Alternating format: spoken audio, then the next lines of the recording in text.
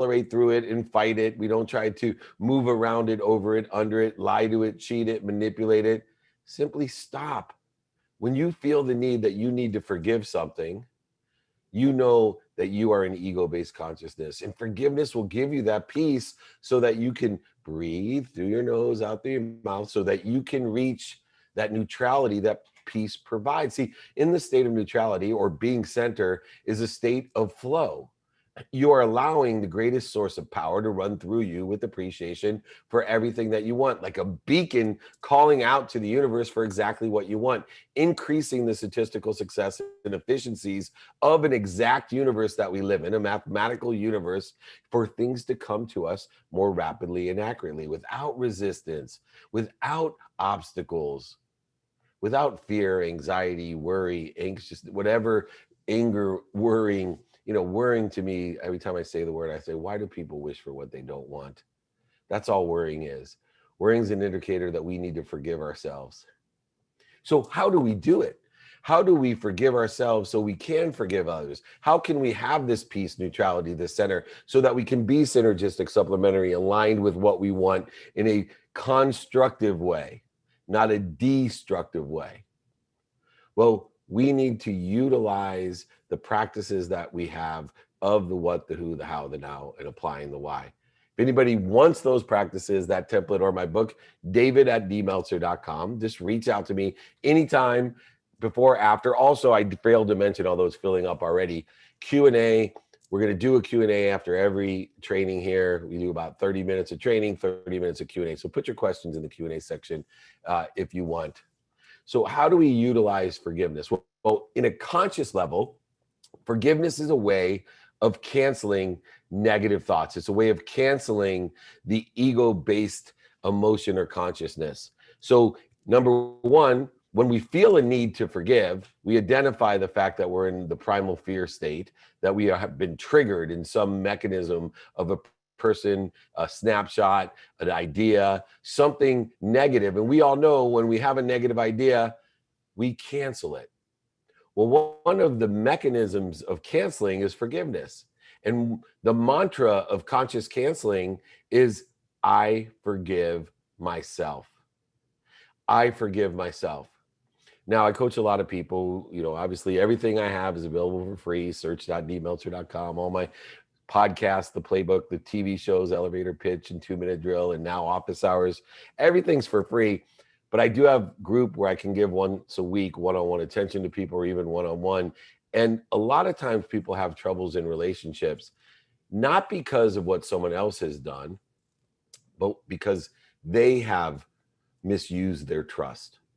They are ashamed of themselves for some activity that they participated in, which breached the trust of someone that's intimate to them, or created a separation of disappointment, of inferiority in the situation. I had one of my clients that did not treat his spouse in the correct way. And when she found out, she kicked him out of his house. And he was married for 20 years, 4 children, kicked him out of the house. And he was distraught, and he was begging her to come back. Please, please come back. Forgive me, please. I need your forgiveness. And I told him, before you can ask for forgiveness, you need to give it. You need to give it to yourself. The energy itself creates resistance, voids, and obstacles. When you ask somebody for forgiveness, it creates resistance, voids, and shortages. You need to come just like love, and love yourself, others will love you. Forgive yourself, others will forgive you. And so I told him, every time that you have those thoughts of the primal fears that you have, all the times that you identify this trigger because of the shame that you have, through accountability, gratitude, and of course, forgiveness, simply tell yourself, I forgive myself. Wake up in the morning with the mantra, after you pray for 10 people that you can help every day, after you pray for at least 10 people that can help you, after you pray for the thankfulness of what you have, tell yourself, I forgive myself for blank, blank, and blank. If you are living your life in the enjoyment of the consistent, persistent, right? Everyday consistent, persistent, without quit pursuit of your potential, then you should be forgiving yourself every morning, because it means you've made a ton of mistakes. If you have not have anything to forgive yourself in the morning for, then you're not trying. You're dying. You need to expand and grow and accelerate. You need to make mistakes, and we're all going to make them. And I'm okay understanding that I forgive myself. And if you tell yourself, it will then program your subconscious as negative thoughts that exist there as you clear the negativity out of the 40,000 of the same thoughts that you have, that you may be less than or not worthy of, or whatever other interference or story that you've been telling yourself since childhood or genetically inherently put within the quantum being that you are. Simply program forgiveness into your conscious and subconscious so that you can activate forgiveness as a beacon within the construct of your DNA, as a construct of your quantum being. You are a forgiving person, a peaceful person. When I lost everything, I had a neighbor who was a close friend, and I trusted him, but I didn't vet him. In fact, my wife asked me to vet him. She said, "Why would he do this business deal with you? Why are you so special? You should vet this." I'm like, no, I trust him. And I can't tell you how many people in my life that I blamed, and I wanted, they wanted my forgiveness. I blamed them for what happened because I didn't vet them. I'm accountable for what I attract into my life and what I'm supposed to learn from it. And if I vetted them, I could have learned the lesson without experiencing the pain. Right? If trust and vet is a mechanism to save yourself from having to forgive yourself in the morning when you wake up, after you tell yourself, I pray for at least 10 people I could help. I pray for at least 10 people that could help me. And more importantly, I forgive myself for this, and this, because I'm accountable. And I'm accountable. I've attracted this to my life and the lessons that I'm supposed to learn from it.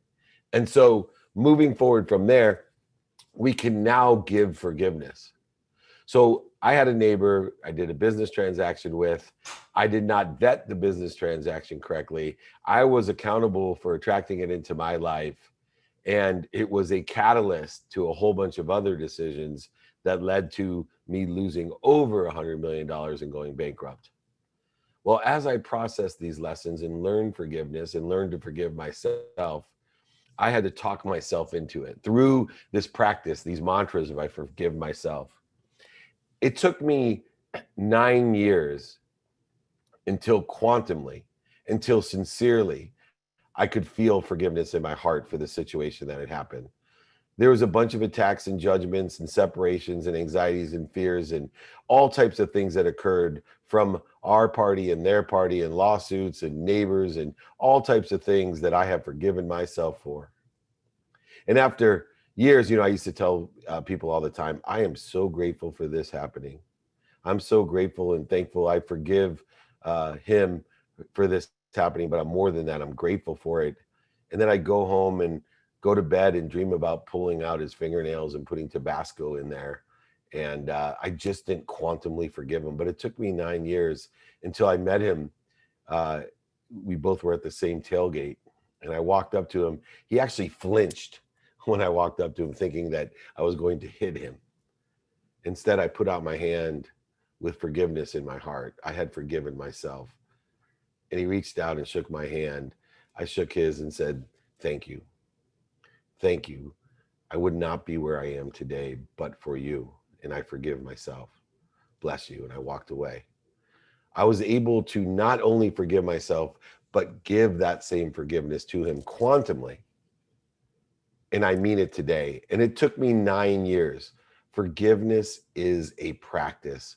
Gratitude is a practice. Accountability is a practice. Knowing your what, knowing your who, knowing your how, applying your why with now, all is a practice.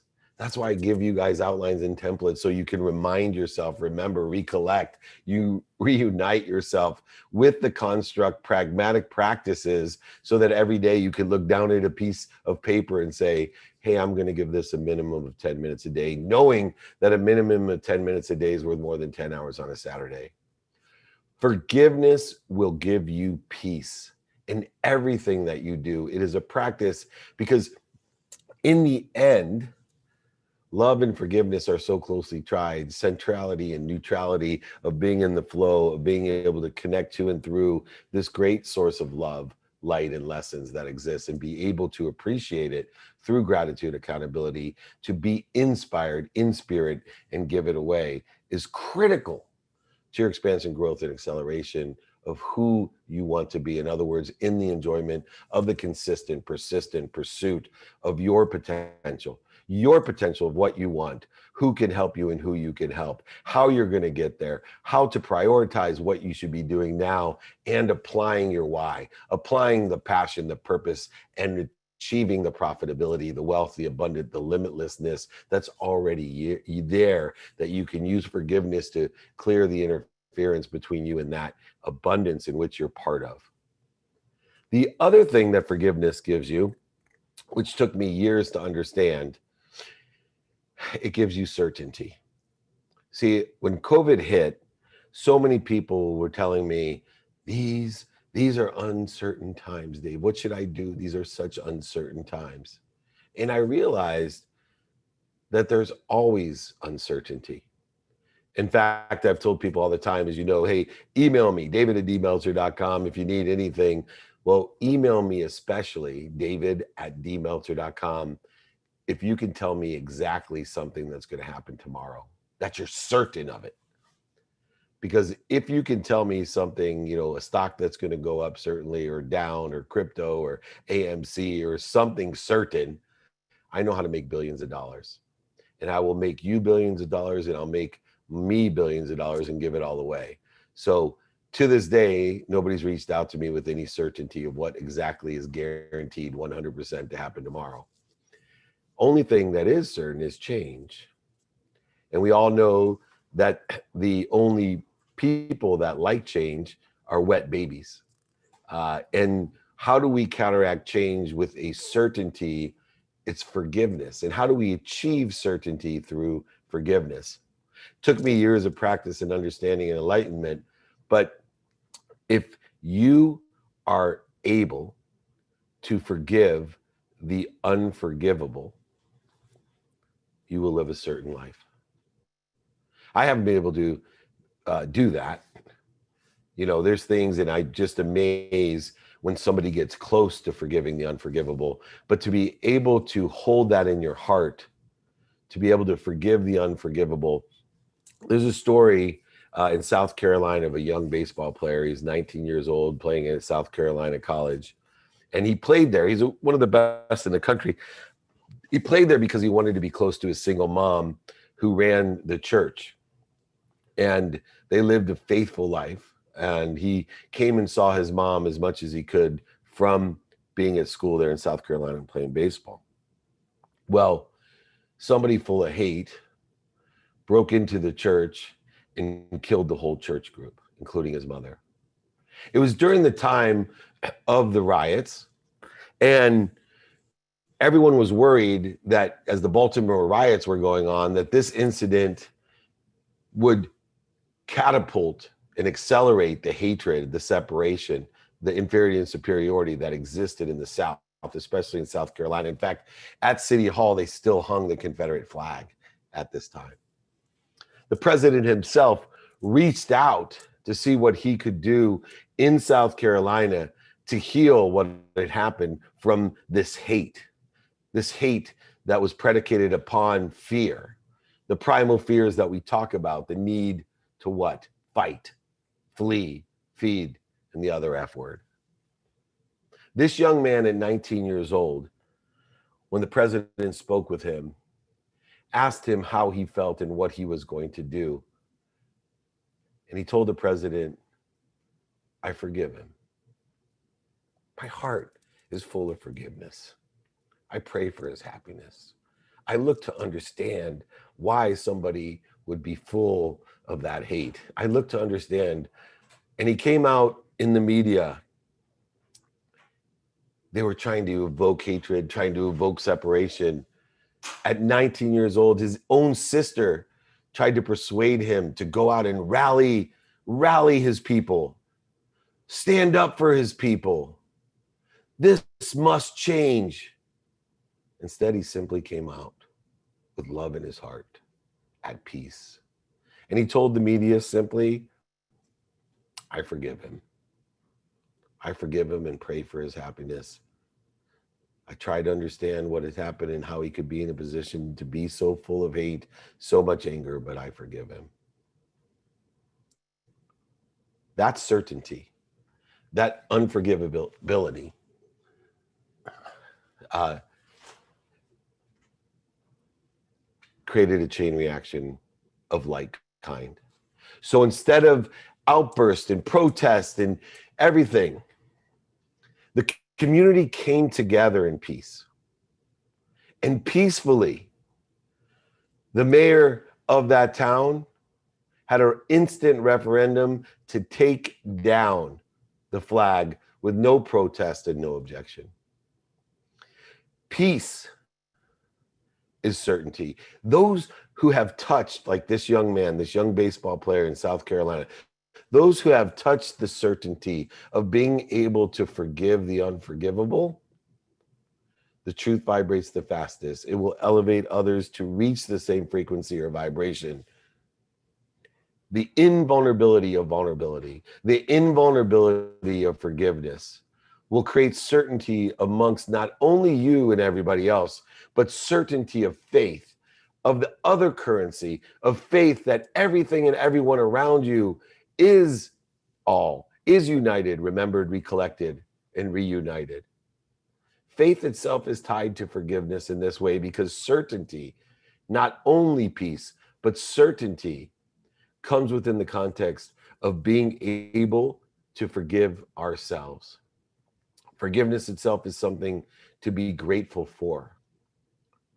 To understand that it's a tool, a mechanism to clear the interference, to find the light, the love, and the lessons. And the way that we do it is to practice forgiveness, to use it to identify when we separate ourselves, when we trigger ourselves with ego-based consciousness, with primal fears, to create the separation, void, shortages, and obstacles, to take us off the track of knowing our what. What do we want today experientially? What do we want today giving wise? What do we want today receiving wise? And once we know our what, it allows us to find the who can be of service or value to what we want, and who can we be of service or value with what we want. Creating and reaffirming through gratitude, forgiveness, and accountability, that inspiration, that flow in spirit, that there's enough of everything for everyone, allowing us to live between limitlessness and infinity. And if we know our who, we then can execute on it in the most efficient, effective, and statistically successful way by knowing how. Studying with the mathematical equation of luck and love, what we pay attention to through gratitude, forgiveness, and accountability, what we put our intention through gratitude, forgiveness, and accountability will equal these gracious coincidences in our lives, the abundance in our lives. The mathematical equation created through the lenses of productivity, of adding value, accessibility, of being accessible and connected through and to everyone, and accessing what we want, connected to the abundance of everything for everyone. And of course, the lens of gratitude, that powerful tool that allows us to learn to love. Gratitude is a tool that allows us to learn to forgive and allows us to live with certainty and peace through those things. It also allows us to prioritize, utilizing the what, the who, the how. It allows us to do things. Remember, the difference between passionate, purposeful, and profitable people and everyone else is they get stuff done. They do things now. People that are paralyzed without knowing their values of the what, the who, and the how will be paralyzed from the now. They'll be stopped in their footsteps from getting things done.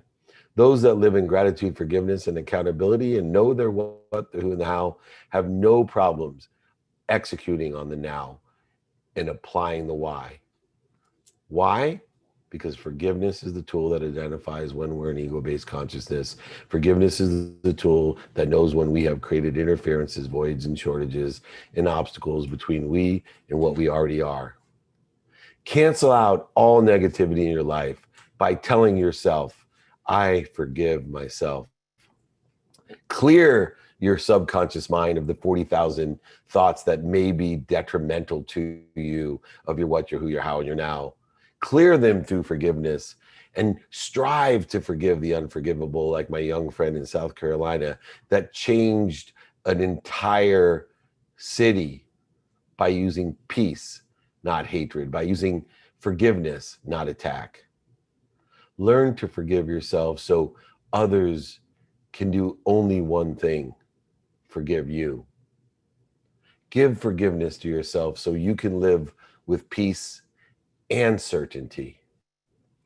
Give forgiveness to yourself so you can apply your why and expand and grow and accelerate and live between limitlessness and infinity. Live with forgiveness in your heart with the mantra every morning: I am forgiveness. I forgive myself. I forgive these activities so that others will forgive me as well. Live a life pursuing the unforgivable. Be capable of forgiving the unforgivable, and you will have such peace and certainty and happiness in your life that will allow you to empower others to be happy. All right, it's time to take some Q&A from IG, Clubhouse, and of course, our webinar. I appreciate the over 50,000 people that have registered for this, and put your Q&A in there. We're loading up very quickly. Ask your questions. Reach out to me if you want the templates of the what, the who, the how, the now. If you'd like my book, my ebook, my audio book, or me to sign a copy of the book and send it to you, I'll pay for everything. Don't worry. David@dmeltzer.com. David@dmeltzer.com. Thank you so much. I am forgiveness. Forgive yourself, and others will forgive you as well. All right, it's time to rock and roll. I'll take some questions here online. The first person up, I need the name. We'll get to the question. What does forgive the unforgivable mean? Well, in life, there's certain things within the context of your values that you feel you could never forgive. Everybody has different things determinative upon their own values, experience, and quantum being. For me, I would dream about if somebody would do something to my children, cancel, and I'm not sure I could reach that level of forgiveness. To me, hurting children is unforgivable. Hurting children, my own children, takes it even to the next level. Unforgivable is personal to each individual. The closer you can come to forgiving as much as you can, the closer you'll come to living in peace and certainty. You have your own unforgivable things. Learn to pursue peace and certainty within the context of those things. If there are things that you have difficulty forgiving at this time, practice forgiving them by utilizing the mantras and the practice of forgiveness through gratitude, accountability, and reminding, recollecting, and remember that you are in spirit inspired through and to everything and everyone. Next up here on Clubhouse, Temi, welcome. You have a question for me. She's muted. Unmute yourself. All right.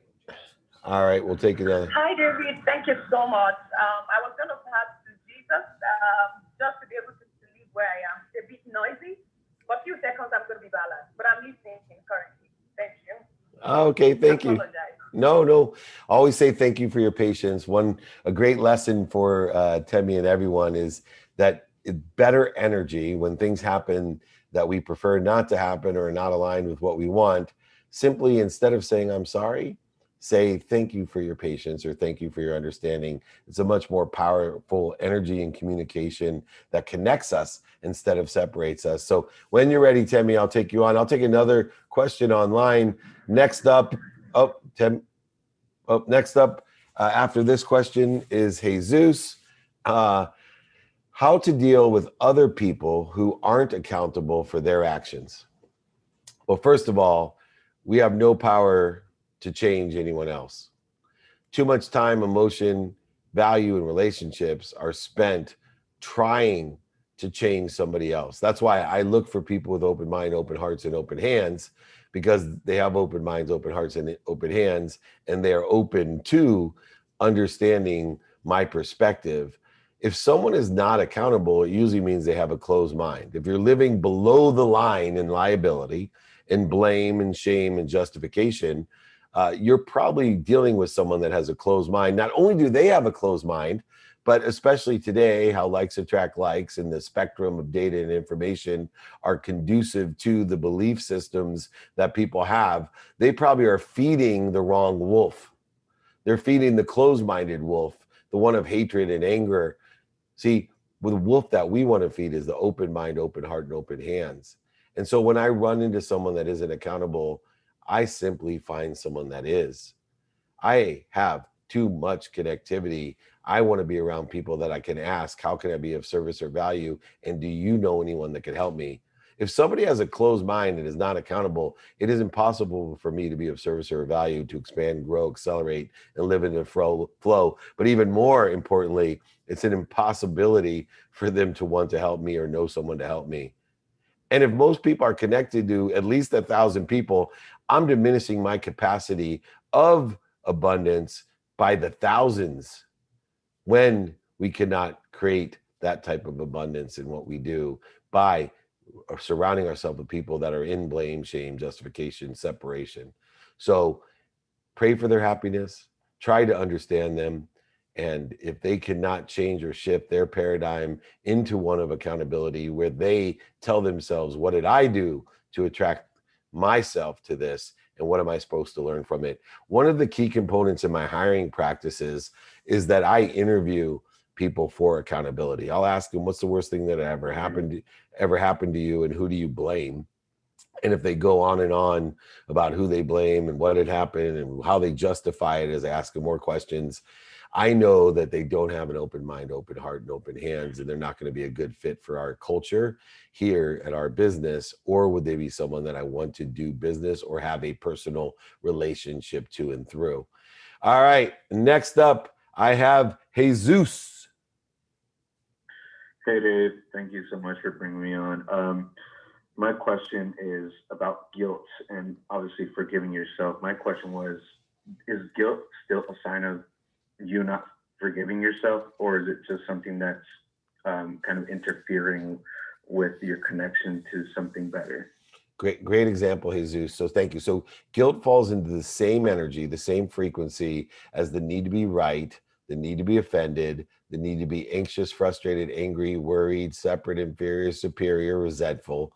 They all are triggers of the ego, of the primal fears that'll leave the blood out of your brain and into your body, so you are incapable of using your higher power of thinking.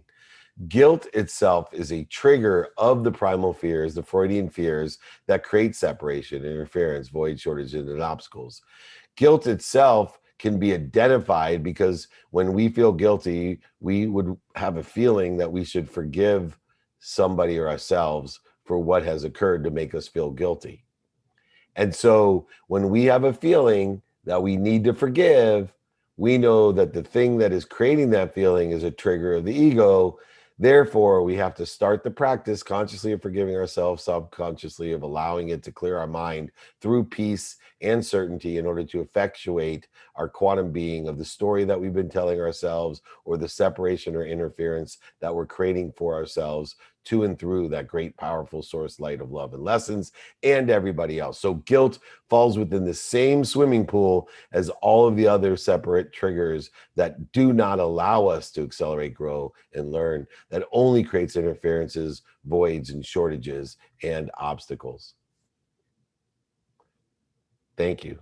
All right, let me take another question online. Next up, Keaton. Be ready. I will take this next question. What are the bracelets that you're wearing? These are the bracelets that I wear. First of all, the one bracelet is blessed by Dr. and Master Shah, who's also created calligraphies that I trace. The bracelets themselves carry messages and energies and frequencies that I believe to change and carry who I am in a frequency manner, and the downloads that I take and use through tracing calligraphies every day. And the other bracelet is a gift from my wife as a reminder, recollection of the closest relationship, physical relationship that I have in the world with that bracelet. Why is that important? Because there's so many bracelets in the world. What does that mean? Calligraphies are my bracelets. Bracelets are my bracelets. I actually wore the same pair of socks. I know my mom's going to cringe. I wore the same pair of socks for 3 straight years when I started working out of law school because I thought they were my lucky socks, and I was closing deals every single day, and I thought it was the socks, and I wore them down and through. They were crispy socks. By that time, I started believing in myself that it wasn't the socks that it actually was capable of selling. But here's what I'm trying to tell you. There's so many bracelets in the world, and the reason there is that there's only 2 questions to ask about whatever your bracelets are. Is it a bat, a hat, socks? Is it a lucky stone? Is it a bracelet or a necklace or calligraphies? 2 questions you need to ask about your bracelets. Number 1, can it do any harm to me? Right, in the Aztec culture in Mexico City, the Aztecs, in order to reach higher enlightenment, you had to cut off your head. There seems to be great risk in the fact that if I did that and they were wrong, I wasn't willing to do that. There seems to be far less risk in wearing bracelets. There's actually far less risk in wearing bracelets than there was wearing the same socks for 3 straight years. I am surprised I didn't have worse athlete's foot than I probably did, but I did wash them as much as I could. But ask yourself, what is the risk of this belief? What is the risk of this frequency or reminder or recollection or remembrance? Because that's what Lucky Charms are. That's what, baseball players, especially, with their different systematic things like Jabu himself with the dead chicken in Major League, if anybody remembers that movie. The second question is even more important, though. First, ask yourself, is there any risk to me or others by wearing bracelets or wearing the same socks or turning my hat inside out or wearing this necklace or carrying a heart in my pocket to remind myself of whatever? These are all remembrance, recollections, and reminders and reuniters to what we are. But the second question is very important. Does it work for me? Does it work for me? So if wearing bracelets changes my frequency, elevates me to a higher frequency to raise my awareness so that I can help others, empower others to empower others, that I can create abundance and joy because I wear bracelets and there's no risk to me or anyone else, then why shouldn't I wear the bracelets? Because I don't have FOPO anymore, fear of other people's opinion. I have JOPO. See, every time someone tells me those bracelets are ugly, stupid, they don't work, I think to myself, I am so lucky because they work for me. And my reality's surpassing that person's imagination. I also feel lucky because for every person that feels that strongly against me in my experience, the need to be offended by it, I know there's an equal energy out there that I'm running a higher frequency to attract such a response about my bracelets, that there's an equal energy out there of someone who loves me and loves my bracelets, and it's going to work for as well. If nobody cared, that's where I fear. JOMO, the joy of missing out. FOPO, the JOPO, the joy of other people's opinion. Wear your bracelets in whatever form they may take, as long as they have no harm to you or others and they work for you. Wear your bracelets. They can elevate you just as well as anything else. Great question. I know it seems simple, but there was a very deep answer to that. All right, Keaton, hopefully you're still there. What question do you have for me? Hey, Dave, I hope you're doing well. We love the Team David Meltzer movement. We love the positive impact you're making. My question for you is, can you overstudy your calendar? Wow. Yes, you can over-meditate, overstudy a calendar, overactivity. Why is that? Because you only have 24 hours of activity in a day. And a calendar specifically is relative to the activity of your day. Activity you have planned, activity you don't have planned, your sleep. It could be activity you get paid, activity you don't get paid. And it's just like meditation. People ask me, well, I meditated for 8 hours a day. I'm like, why? You could not execute on that much of a download. If you studied your calendar for 8 hours a day, you couldn't execute on all the layers of the onion that you have revealed and peeled in a day of activity. So I utilize minimum amount of time to not only aggregate and accelerate and compound the focus, for example, 10 minutes a day, equals 10 hours on a Saturday, just because of the conscious continuum of how the conscious, subconscious, and unconscious work together to manifest and execute on materialized imagination, possibilities, probabilities, and perspective. But more importantly, if you study your calendar too long, you could not execute on all the activities and all the planning that you would find or reveal by doing that much studying. So utilize a balance mechanism of all the different things that allow you to be more efficient, effective, and statistically successful. I utilize a minimum of 10 minutes a day to study my calendar. I would never study my calendar for more time than I would have to execute. So people ask me, well, how do you know if you have more time than 10 minutes? Because I will give it a minimum of 10 minutes. How do you know when to stop studying your calendar? When I feel that I have revealed enough activity to utilize in the 24 hours that I've been given, according to my unwinding routine, where I get myself into position physically, mentally, and spiritually to go to sleep, to allow my body to recover, to clear the interference unconsciously and subconsciously. Oh, great question, Keaton. A lot of people aren't students of the calendar. If anyone wants a document of what that means to study your calendar, email me, david@dmeltzer.com. Just one of the many things I'll give you for free. My book, guide, ebook, exercises. I'll sign a book, send it to you, pay for everything. david@dmeltzer.com. It's easy. DAVIDMELTZER. All right. Oh, my goodness. All right. I'm going to take a question online. Chef Marshall O'Brien, celebrity chef. You will be up next. Let me take another question online. Here, someone from Team Grit. Joseph, what type of things do you recommend doing when you're looking for forgiveness from someone? Remember, you cannot look for forgiveness from someone. You can only forgive yourself. When you truly forgive yourself, other people will forgive you. When you love yourself, other people will love you. When you search for love, you will not get it. When you search for forgiveness, you create resistance, voids, and obstacles. Does everybody remember when they were young and that kid wants to be your friend and he's searching and seeking and searching for your friendship, and it annoys you and you want to separate yourself? Who are you attracted to?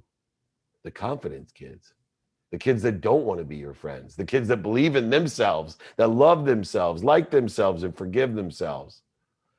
Joseph, my friend, only one thing you need to do if you're looking for forgiveness is forgive yourself.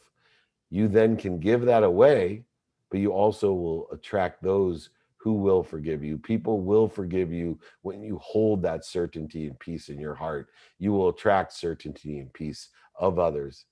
They can't help it. Remember my friend I told you about who got kicked out of his house and his wife wanted a divorce? That's the advice I gave him. I said, my friend, all you got to do is forgive yourself. Keep forgiving yourself. Stop calling her and asking for forgiveness. Stop chasing something you can't give, you can't have, that you don't have yourself. You can't give what you don't have. So he started the mantras, the conscious mantras, clearing the subconscious of any interference of that forgiveness, of certainty and peace, and sending a frequency to his quantum being of forgiveness. Believe it or not, in a matter of weeks, his wife was calling him with forgiveness in her heart, with an energy of frequency that was tuned into his, and allowed him to come back to his family and saved his marriage, saved his children, and created anew through the power of certainty and peace, through the power of forgiveness. Please, everyone, try this. Try the mantra when you wake up in the morning and pray for at least 10 people that you can help. Pray for at least 10 people that can help you. Pray and thank yourself for everything you have, the limitlessness and abundance, but also tell yourself, I am forgiveness. I forgive this, this, this, and this. List out the things that you feel may never be forgiven, are unforgivable. Pursue that potential of forgiving the unforgivable. Live in the pursuit of peace and certainty. All right, next up, the celebrity chef himself, Marshall O'Brien. Unmute yourself, Marshall. There we go. David, you're so kind. I want to do a first question, really serious question, and you already answered it. You did wash those socks. I'm glad to hear that. That would have been really that would have been awkward at times. But all jokes, this is really for folks that aren't super familiar with your stuff. I had a call with David Monday, and this whole thing about forgiveness came up, and I wasn't planning to talk about it, but I took your advice as you're giving right now to the group, and I got to sing with my mom, and I wanted her to, how do I forgive her? And I ended up forgiving myself. And make a long story short, we got together for a walk and talk on Wednesday through the forest by her place. We had a beautiful time, and it was so peaceful. It was wonderful. I was totally present. No agendas other than just, giving and receiving love. And it was really cool. And we just had a really nice conversation and walk. And we're now we're gonna do that every week. I'm gonna work on, and I do have a question for you now, David, but I want to work on that 1 minute a day acknowledgement. And do you mind sharing briefly how you do that one? I thought you said you do like at least 1 minute a day acknowledgement of your mom. Yeah. And let me just finish real quick and then I'll be done. But David's stuff is really amazing. So for any of you who are curious, but whatever, kind of hesitant, it's amazing. And so I appreciate you, David, and thank you very much. I'm done.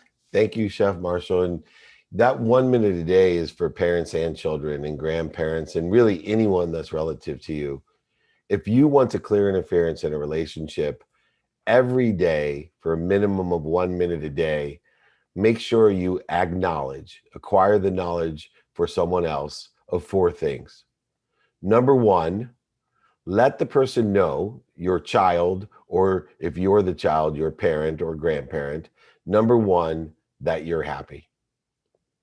Number 2, acquire the knowledge of the other person that you are healthy.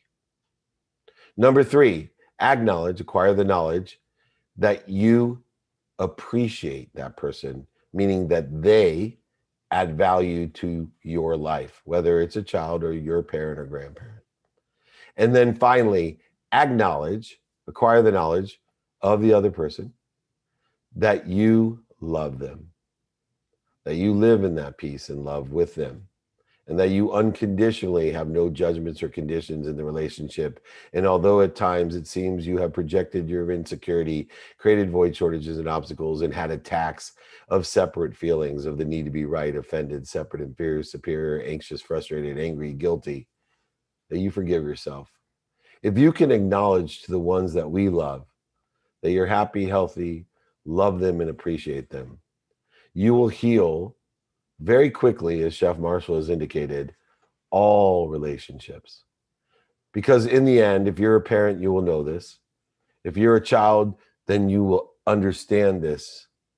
The only thing a parent wants from their child is the same thing that God or Source or Jesus, Muhammad, Joseph Smith, or Buddha, whatever you believe in, wants for us. Because that higher source is our parent. And when we look upon that, what is it that our parents want for us? They want us to be healthy, happy, love them, and appreciate them. That's it. They don't care if we're doctors, lawyers, or failures. They don't care if we're married, divorced. They care that we're happy, that we're healthy, that we love them and appreciate them beyond anything else. So if you can recollect, and unite with that relationship, not just as a parent to a child or a child to a parent or a grandparent, but to the greatest source of light, love, and lessons. That the greatest source of light, love, and lessons only wants us to reveal what we already are. We are happy. We are healthy. We are appreciative. We are loved. What are you doing to interfere with it? Well, use forgiveness to clear that way. Use gratitude and accountability as its co-pilots into effectuating peace and certainty of who our Father is and who we are the Father of. In other words, what we are connected to and through, and what is connected to and through us. It's that simple. Learn to acknowledge, to acquire the knowledge that you are happy, healthy, wealthy, and worthy. Love and appreciate it every day. A minimum of 1 minute a day, and your life will change, and so will your relationship with the greater source of light, love, and lessons, and everything else. Thank you, Chef Marshall. That is a life-changing lesson that I learned as well. And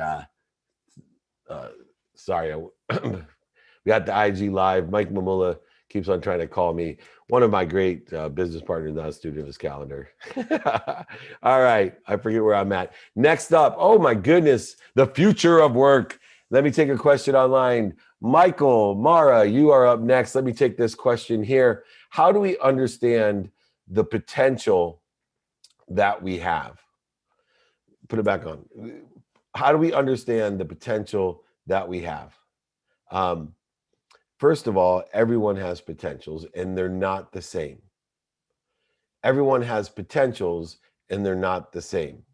I don't believe people have disabilities. I think they have different abilities. And the different abilities are in the context of understanding everyone has potentials. And understanding what our potentials are is listening to and researching what we come from and through. Meaning, one of the ways to understand our potentials is look 4 generations, great grandparents, grandparents, parents to us, to understand the potentials or the characteristics, personality traits, obsessions, and addictions that may have been passed down. Understand what quantumly we love, because there's love in everything, but it doesn't mean that you love everything. I'm going to repeat that. There's love in everything, but it doesn't mean that you love everything. Now, you can work at finding that love, and the harder it is to find the love, you'll understand that it's less likely that it's aligned with your potential. See, potential itself and the love that exists naturally, quantumly, usually indicates that's a potential of yours. And to understand and to explore and pursue that potential is what life's about, is to enjoy the consistent, persistent pursuit of that potential. So when people say, I love what I do, you've learned to love what you do. It's just more aligned with your quantum nature, your personality traits, characteristics, obsessions, and addictions. So we need to find and understand potential through genetics, but also through mindset, heart set, to understand what we naturally love and work at that in a consistent, persistent manner. Does not mean, though, that if there is something that is difficult to love, that you may not have the potential to love it. But usually, if you look within the context of your genetics and what you acknowledge or aligned with naturally that you love, you will find that you have a greater, higher potential than other people. Another indication is to listen to other people when they tell you, hey, you're really good at that, or how did you do that? I wish somebody would have told me that when I was younger, to understand when they're like, well, I don't know what I'm good at. Well, here's what happens. When you have great potential at something, it's easy for you. And just because it's easy for you doesn't mean it's easy for other people. And sometimes when other people are telling you, oh my gosh, how do you do that? You maybe should raise your awareness to, this may be something that I have a higher potential at. When they're like, you're really good at this, you may have a higher potential. Or if you tell them, I can't stop getting football out of my mind, I carry a football everywhere I go, that may tell you that you have a potential for that. Follow that potential. Learn to love that potential. All right, last question up on Clubhouse. A dear friend of mine for years and years, one that I missed because he's been in New York, and now that things are opening up, I'm going to get to see him more often. Michael Mara, what question do you have for me? What's up, David? I'll give the stage to someone else for a question. I wanted to pop in and just say thanks for doing these under the club. I haven't been able to make them in a while, so I was glad I saw you on here, and just wanted to come and say hi. And I mean, you're like dropping so much knowledge like usual. And for people who aren't familiar with David, please make sure to follow him also on Instagram and Twitter and stuff. And he's if you're enjoying this, I would encourage you also to check out his books as well, which are phenomenal. And I guess I could throw out a question here for your upcoming show, which I'm excited about, Office Hours, which is going to be, I'm not sure when it's releasing, but it's going to be coming soon. What in your, having these incredible, massively successful people come on, who are you most looking forward to, or who was the person that you enjoyed, having on the show Office Hours the most out of all the people that you've been interviewing? Yeah, so we just finished filming. So we have about 50 some of the greatest billionaires, millionaires, entrepreneurs, celebrities, athletes, and entertainers. So I can't even remember. I mean, there's so many people today. I forgot we had Cameron Diaz on. Then somebody else mentioned we had Jack Canfield. Then someone else, Sharon Lecter. Then somebody else said Tillman Fertitta. And then somebody else said, well, what about Vivek, the owner of the Kings? And then, they kept going on and on. Marshall Falk, of course. And I am telling you, Rob Dyrdek, how about that? I forgot that one. Then you got Ben Baller and, Clinton Sparks and Ja Rule and Ray J. And, there's such an eclectic group of people, world thought leaders to billionaires. I can't even remember them all. But one that stands out is somebody that I didn't expect. And I loved everyone. Danica Patrick, sorry, I left her out as well. There's a few small names to go, probably 40 other ones. But there was a guy that owns a company called Creativity. And he came on the show and he was highly recommended. He's a multi-millionaire. He's an NFT guy, and they create NFTs and they monetize NFTs. And I don't know anything about NFTs. And this dude shows up in like pajamas with no shirt and no shoes. And like my producer's like, you can't put him on. I'm like, no, I can. I believe in everyone being themselves. And this is a frequency or a story. Well, you have Jack Canfield and Sharon Lecter and, how can you put Pajama Man on with no shoes? Well, because the way that we look, although people may laugh at you, scoff at you, make fun of you, he's successful for a reason. And I wanted to find out, how did this dude in the pajamas and no shoes make millions of dollars? And how does he understand NFTs? And as a future for me, a value for me, the fastest way to get to where I want to be is to find someone that's an expert there and ask them for directions. And lo and behold, through the interview, through the process, I found out that this dude got into Stanford and went to Stanford. Everybody else laughing at me, even me, I got to admit, I had a few chuckles about his outfit, but talk about a slap in my face. I dreamed about going to Stanford, right? I got rejected by Stanford for undergrad and grad school. I begged John Hennessy. Oh, by the way, John Hennessy, the chairman of Alphabet, right? The guy who owns Google and bought YouTube, small dude on the show, right? That dude couldn't even give me a recommendation to get into Stanford when I asked him. And this guy went to Stanford and he lives the life that's extraordinary. And his story was extraordinary. And I'm not diminishing the capacity of all the other people that I talked about or the ones that I forgot were on my show, because there's so many of them. To me, this show, Office Hours, is the greatest accomplishment I've ever achieved, because I was able to aggregate enough information to change people's lives, all types of people's lives, including people who wear pajamas with no shirt and no shoes. And I thank Mike Kuloviski, the CEO of Creativity, because you rank up there with all the greats that were on my show, all the ones that I mentioned, from Cameron Diaz to Danica Patrick to Tillman Fertitta to Vivek, and all my friends from Marshall Falk to, oh my gosh, Apollo Ono, I forgot you. It goes on and on. But Mike, you stand out, my friend. I laughed at you. I scoffed at you. I made fun of you when you first came on, and even on the show, but I applaud you. At that, we are over time. I'm a time freak, as you know. I thank everyone. Remember this email, write it down, david@dmeltzer.com. I will send you the 5 daily practices. I will send you my overlap agreement, my referral agreement template. I will send you my book, ebook, audiobook. I will send you the real book, sign it. I will pay for everything, ship it to you. All you got to do is be radically humble and ask. Finally, Michael and everyone else, be kind to your future self and do good deeds. I'll see you next Friday at 11 a.m. Pacific. We're going to be doing training just like the Bat Channel. Thanks. Be kind to your future self. Do good deeds. Thank you, everyone.